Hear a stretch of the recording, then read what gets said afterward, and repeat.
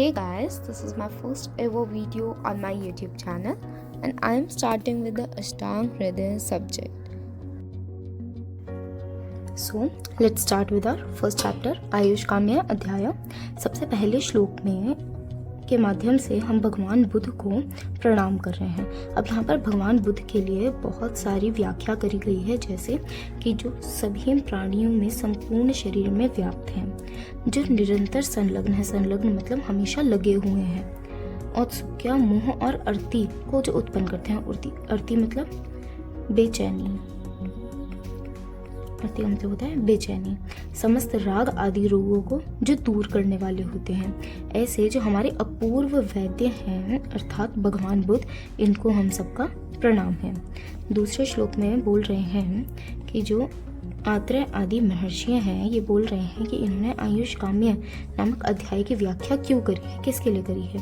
सुखी एवं स्वस्थ आयु की इच्छा करने वाले पुरुषों के लिए, जो सुखी जीवन जीना चाहते हैं और स्वस्थ आयु की इच्छा करते हैं, ऐसे पुरुषों के लिए आयुष काम्य अध्याय की व्याख्या करी गई है। तीसरे श्लोक में आयुर्वेद का प्रयोजन बताया गया है। आयुर्वेद के प्रयोजन में बोला गया है कि जो धर्म, अर्थ और सुख का साधन स्वरूप है, मतलब जो धर्म, अर्थ और सुख चाहते हैं अपने जीवन में और जो आयु की कामना करते हैं, ऐसे व्यक्तियों को जो आयुर्वेद के उपदेश हैं इनका पूर्ण आदर करना चाहिए, इनमें पूर्ण आदर रखना चाहिए। वो उनको तभी आयु की प्राप्ति होगी और तभी धर्म, अर्थ और सुख उनको अपने जीवन में मिल पाएगा। ये था मोस्ट बेसिक क्वेश्चंस, मतलब जो चैप्टर के स्टार्टिंग में दिए गए हैं, जो पूछा जाता है एग्जाम में, वो यहाँ से शुरू है। आयुर्वेद अवतरण।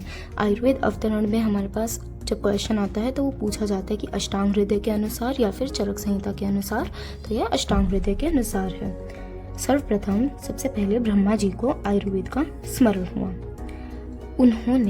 ब्रह्मा जी ने दक्ष प्रजापति को इसका उपदेश दिया। ब्रह्मा जी ने दक्ष प्रजापति जी को दिया, दक्ष प्रजापति जी ने अश्विनी कुमारों को दिया, उन्होंने आगे इंद्र जी को दिया। इंद्र जी के लिए यहाँ पर श्लोक में सहस्त्राक्ष वर्ड का प्रयोग हुआ है, जो कि बहुत इंपॉर्टेंट है, एग्जाम में बहुत पूछा जाता है। उसके बाद इंद्र जी ने आगे आत्रेय, पुनर्वसु आदि मुनियों को दिया। मुनियों ने अपने अपने शिष्य को दिया, तो अग्निवेश आदि शिष्य को मिला। किससे? आत्रेय, पुनर्वसु आदि मुनियों से। किसको मिला? अग्निवेश आदि शिष्य को मिला। अब जितने शिष्य थे उन्होंने अपने अपने तंत्रों की रचना कर दी। उसके बाद हमारे पास आता है इसका सिग्निफिकेंस क्या है। सिग्निफिकेंस क्या है किसका? अष्टांग हृदय का, इसकी वैशिष्ट्य क्या है? तो अग्निवेश आदि जो ऋषि थे, इनके जो निर्मित तंत्र थे जो हमने यहाँ पढ़ा, वो बहुत ज़्यादा फैले हुए थे, तो इतना ज़्यादा पढ़ पाना पॉसिबल नहीं है। तो किसने? वाग्भट जी ने इनका बिल्कुल उत्तम सार निकाला। उत्तम सार मतलब समरी। तो इसका बिल्कुल उत्तम सार कलेक्ट किया, पूरा संग्रह किया, जो कि बहुत ज़्यादा कम भी नहीं है, मतलब बहुत ज़्यादा संक्षिप्त भी नहीं है कि बहुत ही ज़्यादा कम हो गया है, और बहुत ज़्यादा विस्तृत भी नहीं है, बिल्कुल परफेक्ट अमाउंट में इसके अंदर मटेरियल दिया गया है। तो अष्टांग हृदय की रचना ऐसे हुई है। इसके वर्ड ये बहुत इंपॉर्टेंट है कि ना अति संक्षिप्त ना अति विस्तृत। ठीक है, अब आ जाते हैं हम आयुर्वेद के 8 अंग कौन कौन से होते हैं। काय, बाल, गृह, ऊर्ध्वांग, शल्य, दंष्ट्रा, चरावृषण। तो ये श्लोक दिया गया है। तो इसके अंदर सबसे पहले हमारे पास काय चिकित्सा। काय चिकित्सा मतलब जो हम MBBS में जनरल मेडिसिन पढ़ते हैं। इसके अंदर कौन कौन से, जैसे ज्वर आ गया, जो नॉर्मल फीवर होता है, रक्तपित्त मतलब गाउट, शोष यानी ड्राइनेस मतलब जैसे मुख शोष होता है, माउथ की ड्राइनेस, तो अलग अलग रीजन के अलग अलग शोष। कुष्ठ मतलब जो स्किन इन्फेक्शन से रिलेटेड होते हैं, स्किन इन्फेक्शन से रिलेटेड आ जाते हैं हमारे पास डिसीजेस। बाल चिकित्सा मतलब इसको हम कौमार भृत्य भी बोलते हैं, जैसे बालक का जो पालन पोषण होता है, मतलब जो बच्चा अभी पैदा हुआ है उसका जो पालन पोषण किया जाता है, या फिर दुष्ट स्तन्य विशोध मतलब जो ब्रेस्ट मिल्क की वजह से बच्चे के अंदर कोई भी प्रॉब्लम आ रही है तो उससे लड़ना, तो जो बच्चे की चिकित्सा होती है बाल चिकित्सा। गृह चिकित्सा यानी भूत विद्या, जो कि दैव दैत्य से आदि से जो पीड़ित रहते हैं लोग, उनकी जो चिकित्सा करी जाती है। ऐसे बोलते हैं ना कि लाइक इसके अंदर ऊपरी आ गई है, उसको उतरवाने के लिए झड़वाते हैं, तो वो सब हमारे पास भूत विद्या गृह चिकित्सा में आ जाता है। ऊर्ध्वांग में हमारे पास शल्य मतलब जो जत्रु से ऊपर के जो अंग है, मतलब जो क्लेविकल मतलब जो हेड मतलब हमारी जो नेक है उसके ऊपर के जो, जैसे eyes, ear, nose, mouth, throat, इन सब रीजन में अगर कोई भी प्रॉब्लम होती है तो वो ऊर्ध्वांग में देखी जाती है। शल्य के सर्जरी का जो पार्ट होता है वो शल्य चिकित्सा। दंष्ट्रा यानी अगत तंत्र, मतलब दांत के काटने से उत्पन्न विष, मतलब जैसे अगर सांप ने काट लिया है तो सांप का विष पूरी बॉडी में फैल जाएगा, तो उसकी चिकित्सा को क्या बोलेंगे?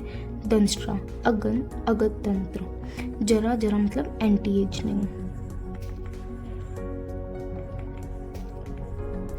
युवावस्था को स्थिर करने वाला, इसके लिए जो भी रसायन प्रयोग किया जाता है वो जरा चिकित्सा में आते हैं।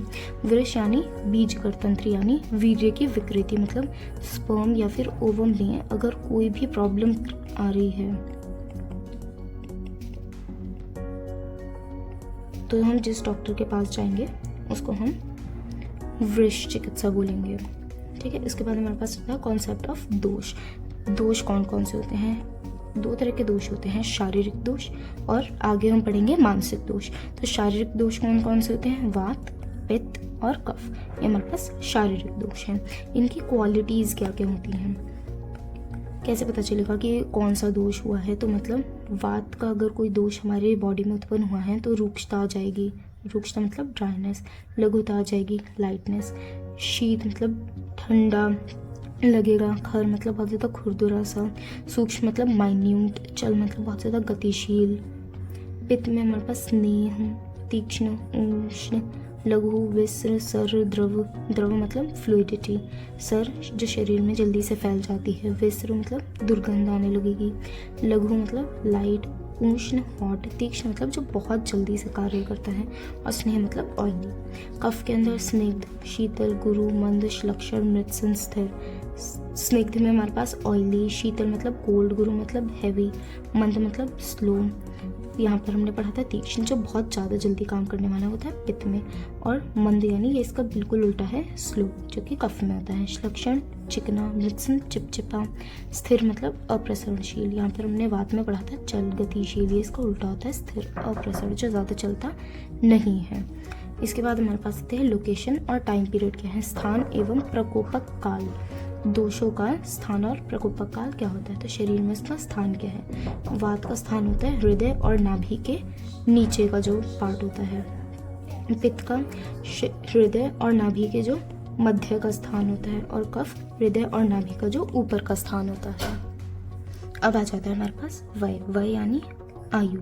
तो आयु के अंदर जो हमारे पास बिल्कुल बाल्यावस्था होती है तो हमारा कफ ज़्यादा रहता है। बाल्यावस्था में कफ ज़्यादा रहता है। युवावस्था में हमारे पास पित्त ज़्यादा रहता है। और वृद्धावस्था में हमारे पास वात ज़्यादा रहता है। ये हम ऐसे समझ सकते हैं जैसे जो बच्चा होता है वो बहुत सोता है बचपन में, लाइक 18 से 20 घंटे सो रहा है। तो क्यों? क्योंकि इसके अंदर कफ ज़्यादा होता है तो उसमें आलस ज़्यादा होता है। युवावस्था में जब थोड़ा अडल्ट स्टेज में आ जाते हैं तो हमारे अंदर पित्त ज़्यादा प्रकोप से, मतलब हम बहुत ज़्यादा एक्टिव हो जाते हैं, हमें ये काम भी करना है, वो काम भी करना है, बहुत ज़्यादा काम, मतलब तो 8 से 9 घंटे हम सोते हैं। वृद्धावस्था में हमारा बिल्कुल वात प्रकोपित हो जाता है, मतलब नींद में ज़्यादा आती नहीं है, 4 से 5 घंटे ही सोते हैं। तो ऐसे ध्यान रख सकते हो। दिन के हिसाब से अगर हम देखें पूर्वाहन मतलब जो सुबह का टाइम होता है तब हमारा कफ प्रकोपित होता है। मध्य टाइम में हमारे पास पित्त रहता है। और सायंकाल मतलब जो शाम का टाइम उसके अंदर हमारे पास वात आ जाता है। रात्रि के भी ऐसे ही होता है, रात्रि के बिल्कुल स्टार्टिंग में कफ, फिर मध्य में पित्त और अंतिम में वात। आहार, आहार को खाने के बाद, मतलब आहार का मतलब है आहार खाते हुए नहीं, आहार को खाने के बाद वाला टाइम। तो आहार के खाने के बाद जस्ट बाद हमारे पास कफ प्रकोपित रहता है। उसके बाद पाचन के समय जब वो आहार का पाचन हो रहा होता है तब हमारे पास पित्त रहता है। और फिर जब पाचन भी हो गया है उसके बाद हमारे पास वात रहता है। अब आ जाता है role and security of the dosha and manifesting disease, यानी मतलब अगर जो ये दोष हैं ये अगर विकृत हो जाते हैं तो देह का नाश कर देते हैं। और अगर ये दोष अविकृत रहते हैं मतलब प्रकोपित नहीं हुए हैं, सामान्य अवस्था में है, तो ये हमारे देह का पालन करते हैं। अब आ जाते हैं जठराग्नि और कोष्ठ पर। जठराग्नि और कोष्ठ होते क्या, कौन कौन से हैं और इन पर प्रभाव क्या पड़ता है हमारे पास दोषों का? जठराग्नि होती है विषम, तीक्ष्ण, मंद और सम। कोष्ठ होते हैं क्रूर, मृदु, मध्य और फिर मध्य, मतलब कोष्ठ 3 टाइप के हैं, क्रूर, मृदु और मध्य। जठराग्नि 4 टाइप की है, विषम, तीक्ष्ण, मंद और सम। दोष, अब दोष अगर वात बढ़ता है तो हमारी जठराग्नि विषम हो जाती है और कोष्ठ क्रूर हो जाता है। अगर पित्त बढ़ता है तो हमारी जठराग्नि तीक्ष्ण हो जाती है और कोष्ठ मृदु हो जाता है। अगर कफ बढ़ता है तो जठराग्नि मंद हो जाती है और कोष्ठ मध्य हो जाता है, या सामान्य अवस्था है, मतलब वात पित्त कफ तीनों समान अवस्था में है तो हमारे पास जठराग्नि भी सम हो जाएगी और कोष्ठ भी मध्य हो जाता है। अब आ जाता है शारीरिक प्रकृतियों की उत्पत्ति और उनके भेद क्या है। उत्पत्ति कैसे होती है? जन्म के आदि में शुक्र और आर्तव की स्थिति जिस दोष की प्रधानता वाली होती है, व्यक्ति की उत्पत्ति उसी दोष की प्रधानता वाली होती है। यानी जब स्पर्म और ओवम जब मिल रहे थे, जब ये मिले हैं, उस टाइम जो दोष बॉडी में ज़्यादा रहा,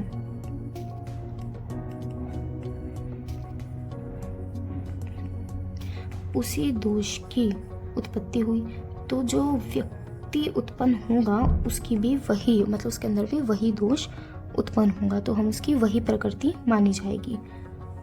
ये क्रिया ठीक वैसी ही होती है जैसे विष से उत्पन्न कृमि विष में ही जीवित रहता है। ये प्रकृतियाँ 3 प्रकार की होती है, हीन, मध्य और उत्तम।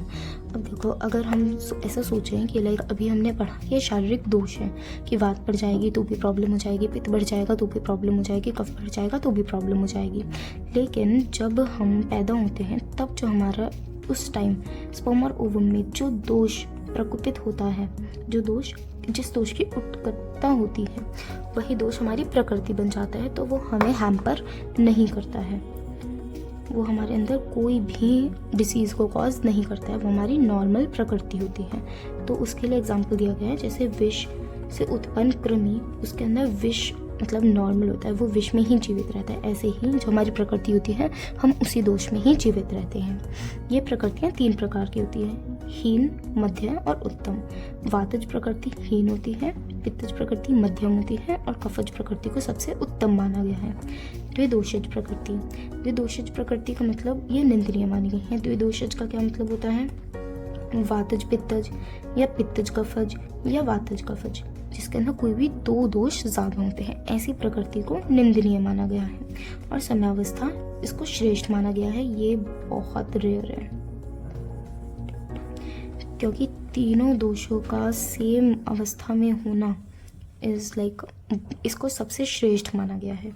ठीक है, अब संसर्ग और सन्निपात। संसर्ग मतलब 2 दोषों का एक साथ क्षय होना या फिर वृद्धि होना, और सन्निपात मतलब तीनों दोषों का एक साथ क्षय या फिर वृद्धि होना। अब आ जाते हैं हम धातु और मल पे। 7 तरह की धातु होती है। कौन सी? रस, रक्त, मांस, मेद, अस्थि, मज्जा, शुक्र। अभी शुक्र हमारे पास यहाँ पर हम ले सकते हैं, हमारे पास स्पर्म या ओवम से वो शुक्र के लिए प्रयोग किया गया है। मज्जा बोन मैरो, अस्थि बोन, मेद फैट, मांस मतलब मसल, रस रक्त, मांस, मेद, अस्थि, मज्जा, शुक्र, ये हमारे पास 7 धातु हैं। मल कौन कौन से हैं? मूत्र, पुरीश और स्वेद, ये हमारे पास मल है, मतलब वेस्ट प्रोडक्ट है जिन्हें हम बाहर निकाल देते हैं, तो यूरिन, स्टूल और स्वेट। दोष धातु मल के क्षय वृद्धि का सिद्धांत। अगर समान गुण धर्म वाले पदार्थों का सेवन करें तो वृद्धि होती है और विपरीत गुण धर्म पदार्थों का सेवन करें तो क्षय होता है। अब हमने पढ़ा कि हमारे पास प्रकृति 3 टाइप की होती है, वातज, पित्तज, कफज। इनके हमने ऊपर क्वालिटीज भी पढ़ी हैं, ये रही। अगर हमें हमारी प्रकृति फॉर एग्जाम्पल अगर वात है, तो अगर हम रूक्ष, लघु, शीत ऐसा खाना खा रहे हैं तो वात बहुत ज़्यादा प्रकोपित हो जाएगा, तो हमें प्रॉब्लम फेस करनी पड़ेगी। लेकिन अगर हमारी प्रकृति वात है और हम स्नेह, तीक्ष्ण, उष्ण, लघु ऐसा भोजन खा रहे हैं तो यह हैम्पर नहीं होगा, फिर हम नॉर्मल स्टेट में बने रहेंगे। तो इसके अंदर वही बताया गया है कि अगर हम समान गुणधर्म वाले पदार्थों का सेवन करते हैं तो वृद्धि होती है, और अगर हम विपरीत गुणधर्म वालों का सेवन करते हैं तो क्षय होता है। अगर हम वात प्रकृति के हैं और हम पित्त वाले गुणों का खाना खा रहे हैं तो वात का क्षय हो जाएगा। रस एवं कार्मुकता। रस कौन कौन से होते हैं? मधु, अम्ल, लवण, कटु, तिक्त, कषाय, ये हमारे पास 6 रस दिए गए हैं। अब इसके अंदर ये भी बताया गया है कि जो कषाय होता है ये सबसे कम बलवान होता है, और जो मधुर होता है ये सबसे ज़्यादा बलवान होता है। तो मतलब जिनकी बलता है वो कम होती जा रही है, सबसे ज़्यादा बलवान, ये उससे कम, ये उससे कम, ये उससे कम, ये उससे कम, और ये कषाय सबसे कम।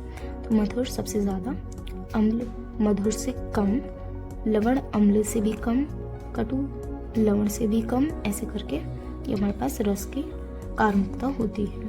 अब ये काम कैसे करते हैं? जो कटु, तिक्त और कषाय रस हैं ये वात को बढ़ाते हैं, और जो मधुर अम्ल लवण है ये वात को कम करते हैं। अब अम्ल लवण और कटु वात पित्त को बढ़ाते हैं और मधुर तिक्त और कषाय ये पित्त को कम करते हैं। मधुर अम्ल लवण कफ को बढ़ाते हैं और कटु तिक्त कषाय कफ को कम करते हैं। ये सबसे ज़्यादा इजी चार्ट जो मेरे को अभी तक लगा है, ये पदार्थ की बुक में से लिया है मैंने। ये मेरे को किसी बुक में नहीं मिला, सिर्फ पदार्थ की बुक में मिला और ये मेरे को सबसे इजी लगा याद करने के लिए, इसलिए मैंने यहाँ पर लिख दिया है। क्योंकि देखो यहाँ पर ये 3, फिर 2 छोड़ के फिर 3 और फिर ये सबसे ऊपर, ये ऐसे बढ़ने का है। और मधुर अम्ल लवण कटु तिक्त कषाय ये इसी सीरीज़ में हम याद रखेंगे। तो ये बहुत ज़्यादा इम्पॉर्टेंट है, लर्न करना ज़रूरी है। ठीक है, अब हमारे पास द्रव्य आ जाते हैं। द्रव्य कैसे कैसे होते हैं? जो दोषों का शमन करते हैं, शमन मतलब कम करते हैं, दोषों को प्रकोपित करते हैं तो दोष बढ़ा देते हैं, और स्वस्थ हितकर होते हैं मतलब ना दोष को बढ़ाते हैं ना क्षय करते हैं, हमारे स्वास्थ्य को बनाए रखते हैं। ये 3 तरह के द्रव्य बताए गए हैं। अब वीर्य, वीर्य 2 टाइप के होते हैं, शीत वीर्य और उष्ण वीर्य। ये क्या द्रव्यों में उष्ण है या फिर शीतलता है, मतलब उष्णता ज़्यादा है या शीतलता ज़्यादा है, इन गुणों की उत्कर्षता से ये 2 प्रकार के होते हैं, शीत या फिर उष्ण। विपाक जो होते हैं वो 3 तरह के होते हैं, मधुर, अम्ल और कटु।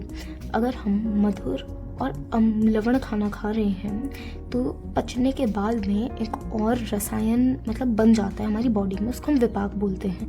मतलब हमने खाना खाया, उसके बाद खाने का पाचन हो गया, उसके बाद एब्जॉर्प्शन हो गया, उसके बाद एक रस का फॉर्मेशन होता है जिसको हम विपाक बोलते हैं। तो जब हम मधुर और लवण खाना खाते हैं तो जो विपाक होता है वो मधुर होता है। जब हम अम्ल खाना खाते हैं तो विपाक अम्ल होता है। और जब हम कटु खाना खाते हैं, कटु तिक्त और कषाय खाना खाते हैं तो जो विपाक बनता है वो कटु बनता है। अब हमारे पास आ जाते हैं गुरुवादी गुण। गुरु मंद, हिम स्निग्ध, श्लक्षणसार, मृदु स्थिर, सूक्ष्म विशद, ये 10 गुण हैं और ये इनके विपरीत 10 गुण हैं। तो गुरुवादी गुण कितने होते हैं हमारे पास? 20 गुरुवादी गुण होते हैं। 10 ये दिए गए हैं श्लोक में और फिर बता दिया गया है कि इनसे विपरीत जो 10 हैं वो ले लेने हैं। तो ये 10 होते हैं और ये इनके विपरीत 10 होते हैं। तो ये 10 मिला के 20 गुरुवादी गुण होते हैं। तो गुरु का अपोजिट लघु, गुरु मतलब हैवी, लघु मतलब लाइट। मंद का अपोजिट तीक्ष्ण, मंद मतलब डल जो हल्के हल्के काम करता है, स्लो। तीक्ष्ण मतलब जो जल्दी जल्दी काम करता है, शार्प या फिर फास्ट। हिम मतलब कोल्ड, उष्ण मतलब हॉट, यहाँ पर हम शीत भी लिख सकते हैं हिम के जगह। स्निग्ध यानी जो सूदिंग सा होता है। रूक्ष मतलब जो ड्राई, मतलब हम स्किन बोलते हैं ना कि हमें तो रूक्षता आ रही है बहुत ज़्यादा तो मॉइस्चराइज़र लगा लो, तो मॉइस्चराइज़र लगाने के बाद हमारी स्किन स्निग्ध हो जाती है और उससे पहले रूक्ष रहती है। श्लक्षण स्मूथ, खर रफ, ये अपोजिट है। सांद्र डेंस, द्रव लिक्विड, मृदु सॉफ्ट, कठिन हार्ड, स्थिर इमूवेबल मतलब जो एक ही जगह पर है, अपनी जगह स्थिर है। चल मोबिलिटी, सूक्ष्म मतलब माइन्यूट मतलब, और स्थूल मतलब बल्कि। इसका हमारे पास मतलब इसकी इम्पोर्टेंस आ जाती है कि जो सूक्ष्म होता है, अगर जैसे लवण होता है, लवण सूक्ष्म होता है हमारी बॉडी में। तो जब हम लवण चीज़ें खाते हैं तो वो बिल्कुल माइन्यूट से माइन्यूट जो भी हमारे पास जगह होती है हर जगह पहुंच जाता है। लेकिन कोई कोई खाने ऐसे होते हैं जो स्थूल होते हैं, मतलब डायरेक्ट पाचन हो जाता है, वो माइन्यूट जगह नहीं जाते हैं। तो यह है माइन्यूट और बल्कि। विशद मतलब क्लियर, पिछल मतलब थोड़ा स्लाइमी, चिपचिपा, चिकना चिकना चिपचिपा। रोग आरोग्य के लक्षण एवं कारण, इनके कारण और लक्षण क्या है? काल 2 टाइप के होते हैं, नित्यक और अवस्थिक। अर्थ इंद्रियों के विषय, कर्म का इन तीनों का हीन, मिथ्या और अतियोग होने से रोग की उत्पत्ति होती है और इनके सम्यक रोग होने से आरोग्यता आती है। अब ये क्या कह रहे हैं? रोग आरोग्य के कारण क्या है, रोग क्यों होते हैं और आरोग्य क्यों होते हैं, इनके कारण क्या है और इनके लक्षण क्या है। काल, अर्थ और धर्म, इन तीनों का अगर हमारे पास हीन हो मतलब ये कम है या मिथ्या है या फिर अतियोग है, इससे बस रोग की उत्पत्ति हो जाएगी। और अगर सम्यक मतलब बिल्कुल सामान्य अवस्था में है, नॉर्मल काम कर रहे हैं तो आरोग्यता रहेगी। अब काल, नित्यक और अवस्थिक 2 टाइप के होते हैं। नित्यक में हमारे पास होता है दिन रात में शाम ये वाला टाइम, और अवस्थिक में हमारे पास वृद्धावस्था, युवावस्था, बाल्यावस्था ये वाला टाइम। तो काल ये 2 टाइप का होता है। अर्थ का मतलब है इंद्रियों के अर्थ, मतलब जैसे चक्षुर इंद्रियों का क्या काम है? देखना। स्पर्शन, तो ये इनका अर्थ है, मतलब जिस इंद्रिय, जो हमारे 5 इंद्रियां दी गई हैं उनके जो काम है वो उनके अर्थ, इंद्रियों के विषय अर्थ माना गया है। अब दोषों की विषमता से क्या होता है? रोग होता है। और दोषों की साम्यता जब बनी रहती है, मतलब साम्य अवस्था में होते हैं तो आरोग्यता होती है। अब रोग के भेद कौन सा है? निज और आगंतज, 2 तरह के रोग होते हैं। रोग के अधिष्ठान क्या है? कहाँ कहाँ होते हैं? काय में, मतलब शरीर में, और मन, दोनों जगह हो सकते हैं। अब मानसिक रोग कौन कौन से होते हैं? रज और तम, ये मानसिक रोग बताए गए हैं। अब हम रोगी की परीक्षा कैसे करते हैं? रोगी परीक्षा इज वेरी इंपॉर्टेंट। दर्शन, स्पर्शन और प्रश्न, मतलब दर्शन, पहले हम रोगी को देखेंगे, तो दर्शन से जॉन्डिस वगैरह वो हमें देख के पता चल जाता है, तो पहले हम रोगी को देखेंगे।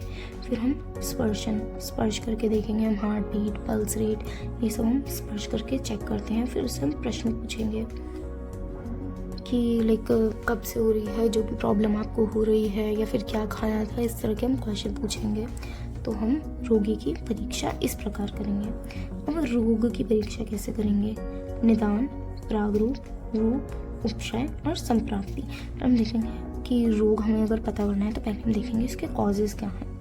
उसके बाद प्रागरूप हम देखेंगे प्रोड्रोनल सिम्टम्स क्या क्या मतलब शो हो रहे हैं उसके अंदर। फिर हम देखेंगे साइन। उसके बाद हम डायग्नोस्टिक टेस्ट करेंगे कि कौन कौन से अगर हमें रोग का निदान निकालना है कि मतलब रोग कौन सा है, तो हम डॉक्टर्स नॉर्मली टेस्ट कराते हैं, तो उसको क्या बोलते हैं? उपशय।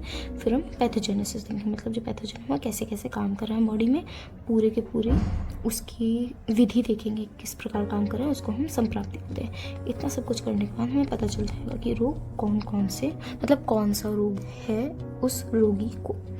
अब आ जाते हैं देश 2 प्रकार के होते हैं, भूमि देश और देह देश। भूमि देश हमारे पास 3 प्रकार के आ जाते हैं, जांगल, अनूप और साधारण। भूमि देश मतलब जैसे अगर हम अन्न की बात करें, ठीक है, अन्न को जहाँ पर उगाया जाता है उसे हम भूमि देश कहते हैं, और जो अन्न को खा रहा है वो जहाँ रहता है उसको हम देह देश कहते हैं। ठीक है, तो अब अन्न कहाँ पर उगाया गया? जांगल में, अनूप में या साधारण में, तो ये भूमि देश है। तो जांगल कौन सा? जो डेजर्ट वाला पार्ट होता है।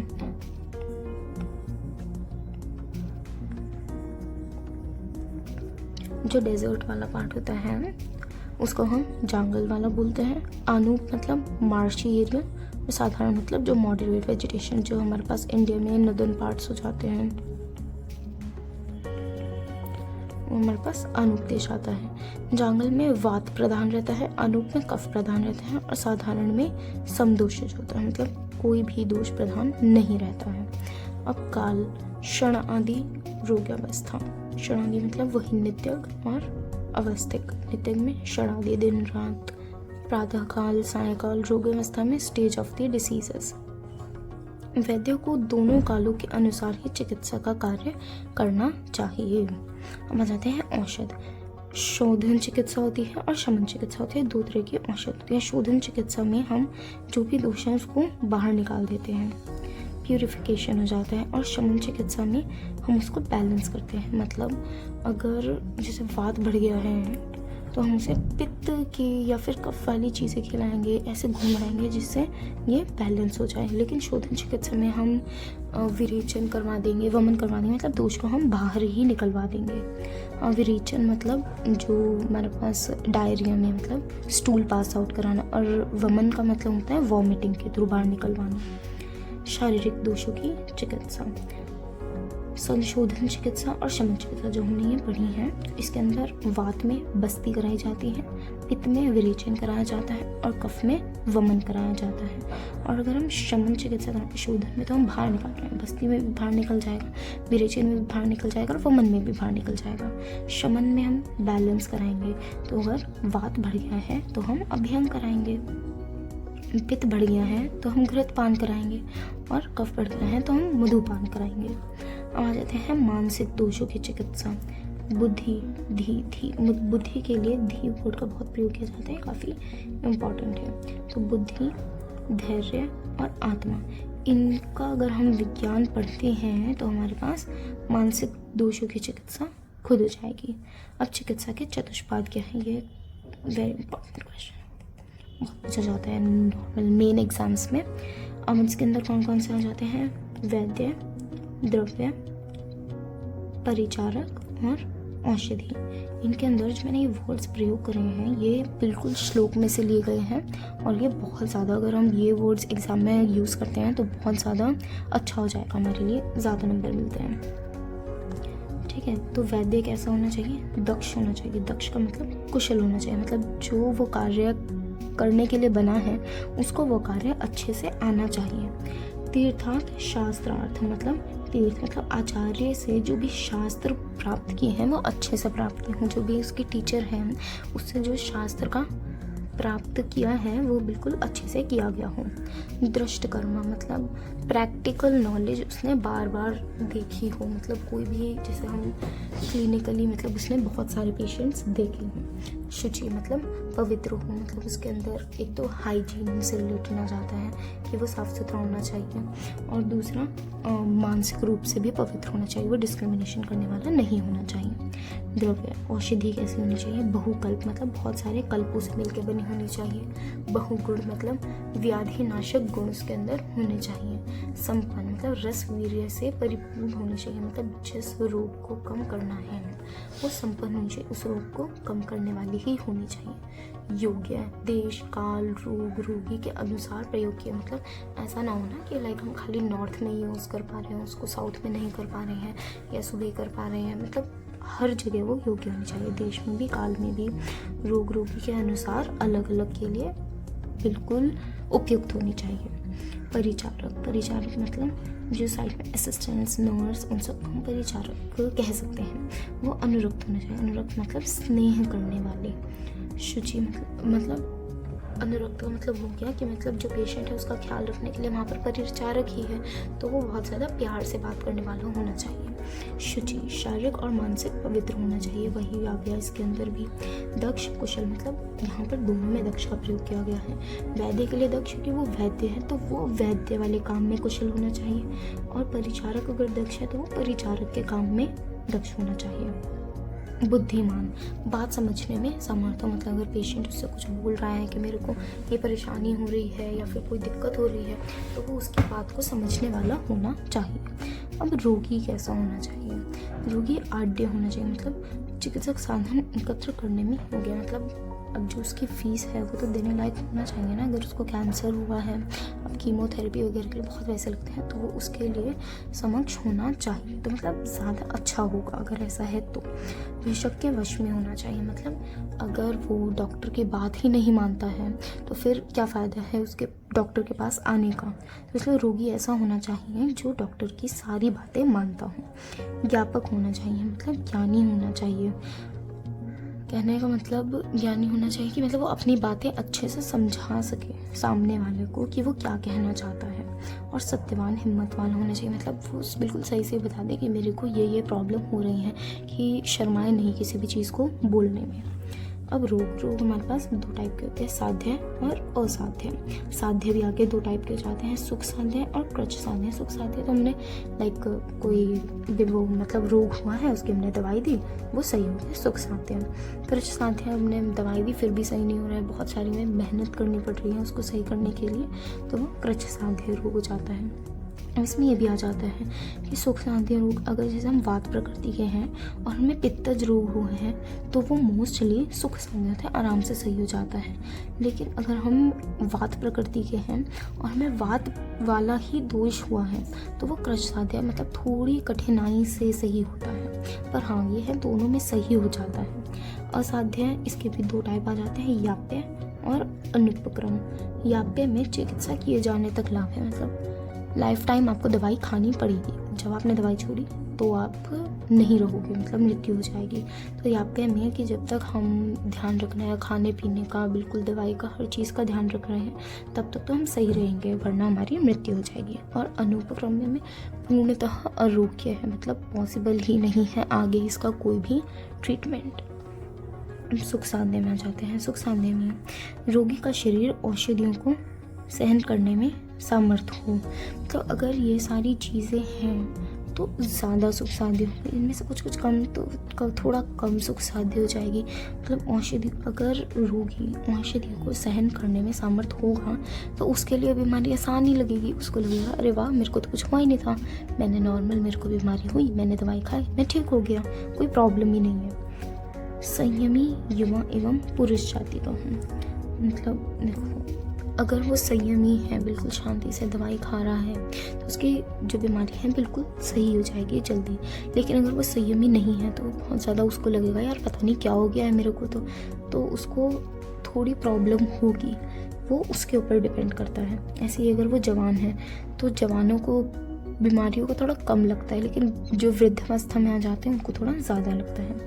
ऐसे ही पुरुष जाति हो तो लाइक इन्होंने कंपैरिजन किया है कि पुरुष और इसमें, और पुरुष को कोई बीमारी होती है अपना काम पे चला जाता है, कहता है कोई बात नहीं, उसको सुख साध्य लगती है वो बीमारी। बल्कि स्त्रियों को लगता है थोड़ा कि मेरे को ये हो गया है, क्या करूँ। रोग मर्म स्थल तक ना पहुँचा हो। मर्म स्थल वो स्थल होते हैं जहाँ पर मतलब एक बार ही आघात होने से मृत्यु तक भी हो सकती है। तो हमारी बॉडी में कहीं, जैसे ये वाला पार्ट होता है हमारे हाथ का, तो अगर यहाँ पर डायरेक्ट चोट लग जाती है तो हम डायरेक्ट मृत्यु में, जैसे ये नस वाला पार्ट होता है, नस काट लेते हैं। तो ये ऐसे पॉइंट्स हैं कि अगर डायरेक्ट यहाँ पर चोट लगी है तो बहुत ज़्यादा आघात हो सकता है। तो अगर यहाँ इन जगहों पर चोट नहीं है तो वो हो सकता है रोग सुख साध्य हो। रोग थोड़े कारणों से ही उत्पन्न हुआ हो। अब ऐसा ना हो कि तुमने मतलब हमें वैसे तो खांसी हो रही है, फिर हम आइसक्रीम भी खा रहे हैं, फिर हम कपड़े भी ठीक से नहीं पहन रहे हैं, बाहर ठंड में घूम रहे हैं, तो हमें ज़्यादा दिक्कत हो जाएगी डिसीज़ को क्योर करने के लिए। थोड़े से पूर्व रूप एवं लक्षणों वाला हूँ। अभी खांसी हुई है, उसके साथ में हमारे पास जुकाम और नज़ला वगैरह शुरू नहीं हुआ है, तो सिर्फ खांसी को सही करना थोड़ा सुख साध्य हो जाएगा। रोग उपद्रव ना हो, ज़्यादा कॉम्प्लिकेशंस ना हो। दूषित देश ऋतु एवं प्रकृति से विपरीत ना हो। प्रकृति से विपरीत ना हो, इट इज़ इम्पॉर्टेंट।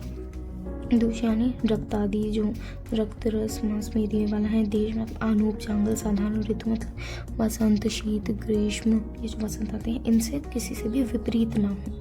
ठीक है, आ जाते हैं कृच साध्य भी। सुख साध्य रोगों से मिश्रित लक्षण वाले होते हैं। ये शस्त्र कर्म, शार कर्म, अग्निकर्म आदि के द्वारा साध्य बनते हैं। मतलब इनके अंदर हमें कोई ना कोई लाइक सर्जरी वाला पॉइंट या फिर कोई ना कोई इंस्ट्रूमेंट्स वगैरह बॉडी के अंदर घुसाना, इंसर्ट करना, ये सब जब हम यूज़ करके किसी डिसीज़ को सही करते हैं तो हम इसको कृच साध्य बोलते हैं, जो कठिनाई से सही हो रही है। अब याप्य, जो असाध्य रोग, जो साध्य रोगों से विपरीत लक्षण वाले होते हैं। ये मिश्रित लक्षण वाले थे, ये बिल्कुल विपरीत लक्षण वाले होते हैं। इसमें आयु ही शेष नहीं है, जो पेशेंट है उसका आयु शेष नहीं, तो हम कुछ नहीं कर सकते। रोगी द्वारा ढंग से निरंतर आहार विहार औषध सेवन करने से रोगी जीवित रहता है। अगर वो आहार विहार और औषध टाइम पे ले रहा है तो वो जीवित रहेगा, वरना उसकी मृत्यु हो जाएगी। असाध्य में हमारे पास आ जाता है साध्य रोगों के लक्षणों से पूर्णतः भिन्न लक्षणों वाला। इसके अंदर मिश्रित लक्षण, इसके अंदर विपरीत लक्षण, इसके अंदर पूर्णतः भिन्न, बिल्कुल ही उल्टे। उत्सुकता, मोह और बेचैनी जैसे लक्षण हो जाते हैं। उसके अंदर अरिष्ट लक्षणों वाले, अरिष्ट का मतलब होता है जो मृत्यु सूचक चिन्ह होते हैं, मतलब मृत्यु होने से पहले हमें अरिष्ट लक्षण दिखना शुरू हो जाते हैं बॉडी के अंदर। तो अगर वो दिखना शुरू हो गए हैं तो वो असाध्य है। रोगी की ज्ञान इंद्रियां नष्ट हो गई हैं, ज्ञान इंद्रिया, स्पर्श इंद्रियां नष्ट हो गई हैं, रस इंद्रियां नष्ट हो गई हैं, तो हमें समझ जाना चाहिए कि असाध्य हो गई है डिसीज़। अब हमारे पास आते हैं त्याजित रोगी, जो चिकित्सक और राजाओं से द्वेष रखता हूँ। मतलब त्याजित रोगी मतलब रोगी हो सकता है साध्य डिसीज़ से ग्रस्त हो या फिर कृच्छ डिसीज़ से ग्रस्त हो, लेकिन हमें फिर भी उसकी चिकित्सा नहीं करना चाहिए। ऐसे कौन से रोगी होते हैं? जो चिकित्सक और राजाओं से द्वेष रखता हूँ, जिसको चिकित्सक मतलब वैद्य या फिर राजा पसंद ना हो, या फिर जिसको वैद्य और राजा पसंद ना करते हों। ठीक है, जो खुद उन्हें पसंद ना करता हूँ या फिर वो लोग उसे पसंद ना करते हों, तो हमें उस रोगी की चिकित्सा नहीं करना चाहिए। चिकित्सक उपयोगी साधन ना हो अगर उसके पास, तो हमें उसकी चिकित्सा नहीं करनी चाहिए। व्यग्र हो मतलब बहुत ज़्यादा परेशान हो, तो अगर मेंटली वो बहुत ज़्यादा परेशान रहेगा तो क्या होगा, उसके ऊपर आपकी चिकित्सा का जो भी फ़ायदा है वो नहीं होगा। अगर वो मेंटली परेशान है और आपको क्या फेस करना पड़ेगा, डिफेम। वो और जाके लोगों को बताएगा कि इस डॉक्टर ने तो भाई मेरी चिकित्सा करी, मतलब इसने मैंने दवाई ली थी लेकिन इसकी वो दवाई तो काम ही नहीं करती है, तो आपको डिफेम मिलेगा। जो अवैध होते हैं, क्या बोलते हैं, अज्ञानी हों, मतलब मूर्ख हों, ऐसा की चिकित्सा नहीं करनी चाहिए, जिसकी आयु ही समाप्त हो गई हो। अब ये कैसे पता चलेगा हमें? उसके अरिष्ट लक्षण देख के पता चल जाएगा कि इसकी आयु ही समाप्त होने वाली है, तो हमें ऐसों की भी चिकित्सा नहीं करनी है। ये भी मोस्टली डिफेम के लिए ही, कि अगर कोई पेशेंट आपके पास आया और उसकी मृत्यु हो गई तो फिर आपको डिफेम मिलेगा, इसलिए हमें उसकी चिकित्सा नहीं करनी चाहिए। क्रोधी, शोक में डूबा हुआ, भीरू मतलब डरपोक, अगर ऐसा चिकित्सक रोगी है तो भी हमें उसकी चिकित्सा नहीं करना चाहिए। कृतघ्न, जो दूसरों के उपकार को ना मानता हो, वैद्य ना होते हुए भी अपने आप को वैद्य समझता हूँ, ऐसे लोगों की चिकित्सा हमको बिल्कुल नहीं करनी चाहिए। तो यहाँ पर ये हमारा फर्स्ट चैप्टर कंप्लीट होता है। होप्स आपको समझ आया होगा। So please like, share and subscribe. Thank you.